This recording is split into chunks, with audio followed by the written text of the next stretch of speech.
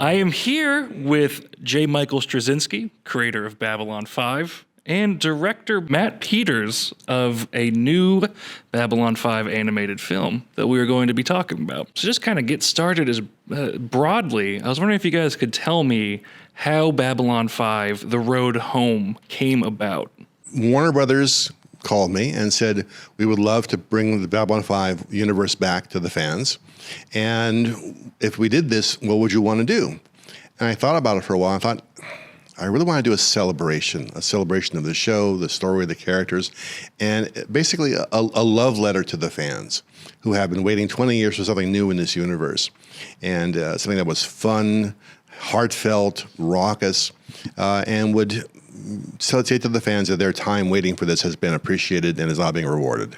Yeah, I was set to work on another movie, actually. And then our executive producer, Rick Morales, contacted me. And he knew I really liked sci-fi. And he thought that I'd be a better fit for this than the project we were set to work on. And I knew of Babylon 5. I started watching some of the episodes. I binged all 5 seasons, became a huge fan. And I was like, yeah, sign me up. I want to be a part of this. So I was really, really lucky, fortunate. From what I understand, there are some time travel, some alternate timeline elements at play here. Is that fair to say? Yes, the character does move backward and forward in time. I wanted to take the opportunity to explore different possibilities where the story would have gone. The B5 series was very much a landlocked show. It was based in the studio. The furthest outside we ever got was the parking lot. Whenever we were on location, the chance to go to, see Earth and go to see the Narn home world, go to see Zahadum and other places was too great an opportunity to miss. And basically, a character who becomes more or less unstuck in time is a great way to get there. Yeah, it was really fantastic because we had the original 3D show to work off of. So for us, we were able to sit and recreate a lot of those sets or a lot of those designs. I just finished watching all the episodes, so I was looking for all these little nuances that we could put and sprinkle throughout the show. And it was like Joe says, it was something we wanted to make it like a love letter to the fans. And so we were always looking for opportunities to be able to really kind of plus that, to really find chances to kind of show off the show that we knew from before and just be able to do it in an animated way. But at the same time, though, it's hard when you're taking an original show with look at the characters and the sets and the wardrobe and then transplant that into animation. There's a tendency to want to be precious about it, and everything has to be done exactly the same. And I said to Matt and Rick and everybody else, don't worry, keep the idea of it there, keep the structure of it there, but feel free to play. We did the best we could with the technology we had back in the early Cretaceous period. Don't feel bound by that, and have fun. And I think that if you go too far, I'll pull you back. But if you're not contributing and putting your imprint on it, what's the point of doing it? Matt, what were some of your favorite bits to play with, like when it comes to this? Like, one thing that often happens is whenever you do like a lot of 2D or 3D animation is we have to be aware of budget and things that we have to like watch out for.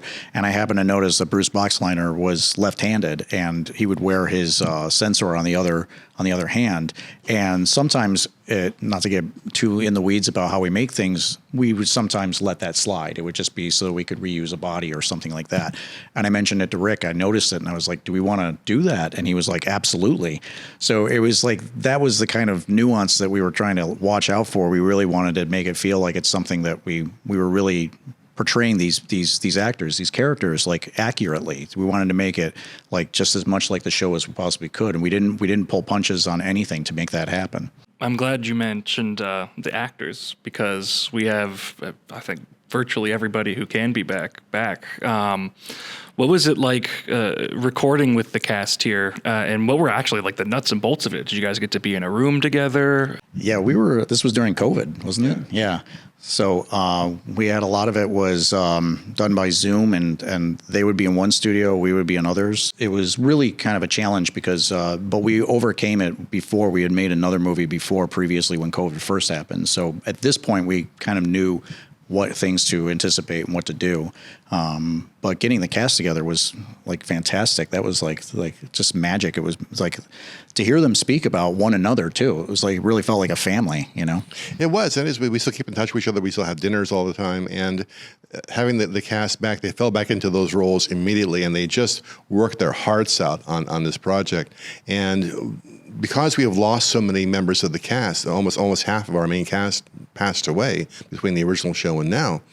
Before we even wrote the first word of the script, I sent an email to everybody in the cast saying, look, we have an opportunity here to do this, but it will mean potentially working with actors portraying our fallen friends.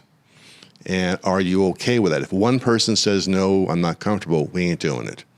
And they all came back and said, no, we want this to be a tribute to them and how they created those characters and to memorialize what those characters were like, and not to try and imitate them, but to sort of do a tribute to them. The new actors playing the old characters have done a terrific job on this, and they're so faithful to it. They understood the responsibility they were being asked to do, and they really ponied up and did a good job. Joe, you kind of triggered something for me when you said unstuck in time earlier.